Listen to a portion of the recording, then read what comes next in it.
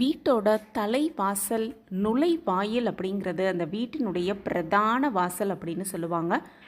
இந்த நிலைவாசல் அப்படிங்கிறது அந்த வீட்டிற்கு இதயம் போன ஒரு அற்புதமான விஷயம் அப்படிங்கிறதும் அந்த ஒரு நிலை வாசலில் நம்ம செய்யக்கூடிய சின்ன சின்ன தவறு தான் பணத்தை நம் வீட்டிற்குள் சேர விடாமல் தடுக்கும் அப்படிங்கிறத பற்றி இந்த பதிவில் நம்ம தெரிஞ்சுக்கலாம். குல தெய்வம் நம்ம வீட்டில் தங்காமல் போதுவதற்கும் இந்த ஒரு தவறு தான் காரணமாக இருக்குது அப்படின்னு தெரிந்து அதை செய்யாமல் இருப்பது அப்படிங்கிறது தான் ரொம்பவே நல்லது. அப்படி பணத்தை நம் வீட்டில் சேர விடாமல் தடுக்கும் அந்த ஒரு தவறு நம்ம என்ன செஞ்சுக்கிட்டு இருக்கோம் அப்படிங்கிறத தெரிஞ்சுக்கிட்டு அதை மாற்றிக்கொள்ளலாம். அதை பற்றி தான் நம்ம இந்த பதிவில் தெரிஞ்சுக்க போகிறோம்.